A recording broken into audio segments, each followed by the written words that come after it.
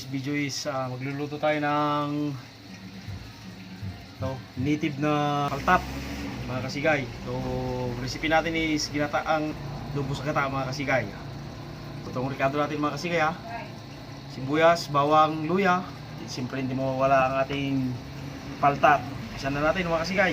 Ilagay ko na yung pangalawang piga mga kasigay. Tapos ilagay na natin itong rekado para hindi dumikit yung ating hindi na ito. Tapos lagyan natin ito. Tapos lagyan na natin ng tuyo. Papakuloan lang natin yan mga kasigay hanggang sa medyo matuyo-tuyo. Antabay lang kayo mga kasigay bago natin ilagay yung kanyang purong gata. Medyo lagayin muna natin para lumambot yung ating native na hito. Check natin ulit mga kasigay. Pwede nang ilagay yung purong gata mga kasigay. Ating purong gata. Yun no. Pwede na. Kakain na.